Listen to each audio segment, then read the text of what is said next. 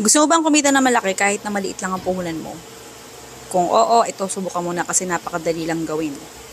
Okay, una, magsalang tayo ng frying pan sa kalan, pero huwag mo nang sisindihan ha. Lagay ka ng 1.5 kutsara ng all-purpose flour, tapos 1/3 cup ng condensed milk, 1/3 cup ng evaporated milk. Yan, pagka nalagay mo na, pwede mo na siya haluin.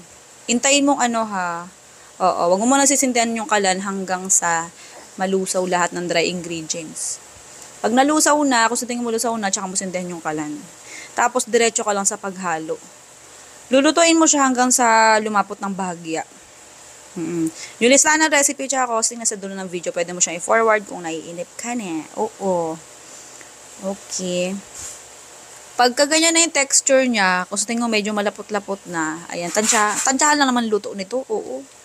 Ayan, pwede mo nilagay yung cheese. Yung dami ng cheese, depende sa'yo kung gaano karami ang ilalagay mo. Ayan, ang ginamit ko sa recipe na to, quick melt. Pero kung ang gagamitin mong cheese hindi quick melt, ang gawin mo na lang, hiwain mo siya ng maliliit, tsaka mo siya ihalo dito sa mixture natin. Pero sa paglagay ng cheese, optional lang naman. Pag nilagay mo yung cheese, patayin mo pala yung apoy ha. O para kasi kapag ginawa mo kasi, nilagay mo yung cheese, tapos hindi pa lusaw cheese, tapos nakasindi yung kalan. Ang mangyayari niyan, sobrang lapot na ng texture, tapos yung cheese hindi pa lusaw. Kaya kailangan, patayin mo muna. Pagka sa tingin mo na lusaw-lusaw mo na yung cheese, tsaka mo sindihan ulit yung kalan, tapos diretso lang ulit sa paghalo. Ganun lang. Ayan, sinisira na ng anak ko yung cellphone dito sa tabi ko. Oo, mamaya, wala na, ngaw tayo dito.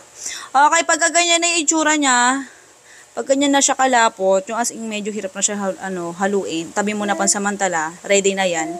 Oo, punta tayo sa pangalawang gagawin natin. Maglagay ka ng 1 cup na harina sa isang lalagyan, tapos lagay ka ng 1 kutsara ng baking powder, pangpaalsa yan. Pangpaalsa. Tapos, lagay ka tubig. 1 cup din. O, diba, bongga. Puro isa. Oo, 1:1 ratio tayo dito. Tapos, lagay ka ng ube flavor. Ube flavoring. Pero kung meron kang ibang gustong, flavor, pwede naman. O kaya, kung wala kang ganyan, pwede hindi ka na maglagay. Pero kung gusto mo naman, natural yung niya, yung flavor, pwede maglagay ka ng iba, o kaya halaya, o kaya mangga. Basta depende sa'yo kung gusto mong flavor ang gusto mo ditong ilagay. Bala ka. Okay, next, lagay tayo ng suka, 1 kutsara.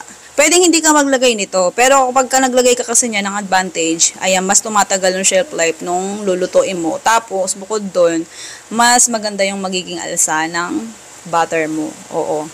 Yan, next, magsalang tayo ng flat pan. Kung gusto mong bumili din yan, sa atin mismo available. Message ka sa main page natin sa Foodie Par. Facebook page. Doon ka mag-message na merong 556,000 followers. Okay. Tapos, ayan.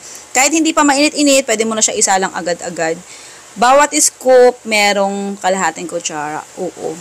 Yung yung measuring spoon ang gamitin mo ha. Kasi magkaiba kasi ang sukat ng literal na pangkain natin na kutsara at yung pang-measure. Oo. Yan, sandali lang itong maluto, napakabilis lang, mahina lang din naman ang kalan. Ayan, kinamay-kamay ko na para mapanis agad. Charos. Kami lang kakain ito. Oo, nilagyan ko lang ng costing para magkaroon ka ng idea. And comment mo naman sa baba kung tagasan ka. Malay mo, ikaw na yung susunod natin na mabigyan ng libreng electric hand mixer or silicone utensils. Bale, ito yung itsura nung ginawa nating palaman. Mas lalapot pa yung pag lumamig. Sa paglagay ng palaman or yema, o diba, yema na may cheese, sarap niyan. Walang mani. Pero lasang yema, bongga. Sarap po. Sa paglagay ng palaman ha, depende sa iyo kung gaano karami ha. Oo. Bali hindi na ako naglagay ng asukal doon sa mixture kasi matamis na yung palaman para di ka na maumay. Pero kung gusto mo maglagay, choice mo naman. Yung listahan ng recipe at kung pagtapos ng natantakan time, eto na. Nasa dulo lagi sa mga nagtatanong, yung mga akalang wala, meron. Akala mo lang wala, pero meron. Oo. Yan yung pangalan recipe natin, Yema Ube Cake, na walang nakalagay na cheese sa pangalan. Sige na, good day, good luck. Love you.